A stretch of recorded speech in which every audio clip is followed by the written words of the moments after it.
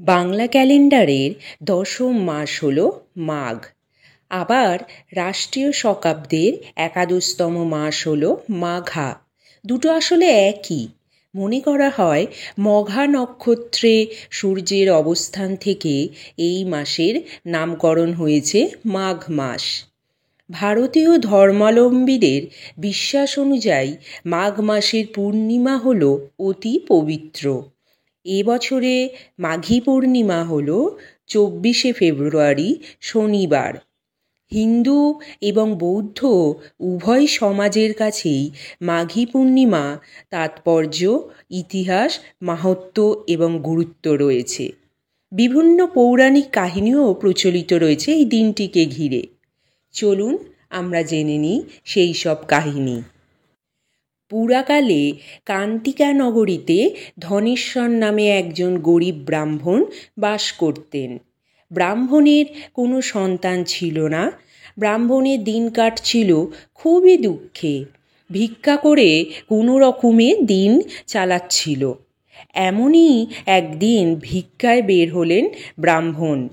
সে সময় নগরের বাইরে কোনো এক জৈনক ধনীর বাড়িতে তিনি ঢুকে বললেন ভিক্ষে করতে এসেছেন। কিন্তু সেখান থেকে ব্রাহ্মণকে খালি হাতেই ফিরতে হলো, কারণ নিঃসন্তান ব্রাহ্মণকে ভিক্ষে দিতে চান না বাড়ির মালিক।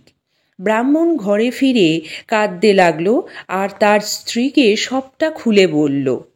সব শুনে স্ত্রী রূপবতী উভয় খুঁজতে লাগলো।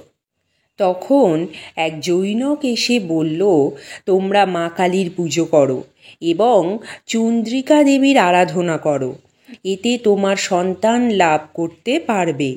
তাই শুনে ব্রাহ্মণ নাকি মাঘী পূর্ণিমার এই পুজো করে এবং ব্রাহ্মণী দুজনেই সন্তান লাভ করেন।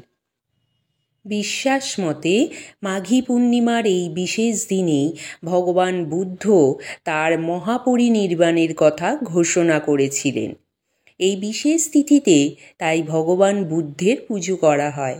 বুদ্ধের এই ঘোষণায় তার ভক্তকুল শোকবিহ্বল হয়ে পড়লে ভগবান তাদের তখন উপদেশ দিয়েছিলেন, তোমরা শোক করো না, জন্ম, মৃত্যু, জরা, ব্যাধি সবই এই সংসারের নিয়ম, তাকে অগ্রাহ্য করা যাবে না।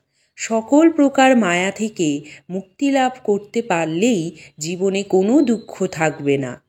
এই দিন তাই বৌদ্ধ ভিক্ষুকরা প্রদীপ পুজো করেন, আরতি করেন। বৌদ্ধের কাছে এই দিনটি বিশেষ মাহাত্ম্য রয়েছে। অনেক জায়গায় মাঘী পূর্ণিমাকে কেন্দ্র করে নানা রকমের উৎসব ও মেলা বসে।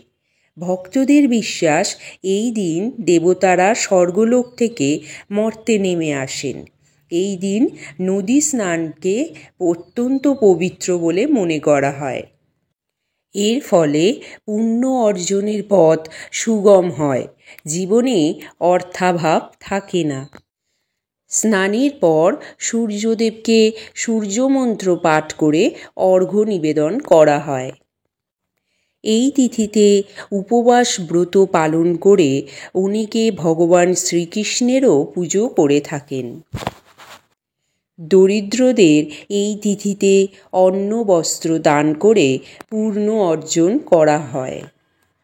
মাঘী পূর্ণিমায় কালো তিল দান করা বিশেষ শুভ বলে মনে করে হয়ে থাকে। এটা বিশ্বাস করা হয় যে এর ফলে চাকরিতে আসা সমস্যা দূর হয় এবং উন্নতির আশীর্বাদ পাওয়া যায়। তাছাড়া পূর্বপুরুষদের আত্মাকে সন্তুষ্ট করে এবং পরিবারের সমৃদ্ধির আশীর্বাদ পাওয়া যায়। এই প্রতিকারে সুখী জীবন, বিবাহিত জীবন লাভ করা যায় এবং বংশবৃদ্ধির জন্য আশীর্বাদ পাওয়া যায়। মাঘী পূর্ণিমায় দেবী লক্ষ্মীকে পদ্মফুল অর্পণ করে পুজো করলে মা মহালক্ষ্মী দেবীর আশীর্বাদ পাওয়া যায়। তাই বন্ধুরা, মাঘী পূর্ণিমা হলো অত্যন্ত একটি গুরুত্বপূর্ণ দিন। এই দিনটিতে নদীতে স্নান করে আপনারা আপনাদের মনোবাঞ্ছনা ভগবানের কাছে প্রার্থনা করুন, তা অবশ্যই পূর্ণ হবে। আজকের মতো ভিডিওটি এই পর্যন্ত। যদি ভালো লেগে থাকে তাহলে মহুয়ার মন কথা চ্যানেলে অবশ্যই একটি লাইক, সাবস্ক্রাইব এবং কমেন্ট করতে ভুলবেন না। ধন্যবাদ।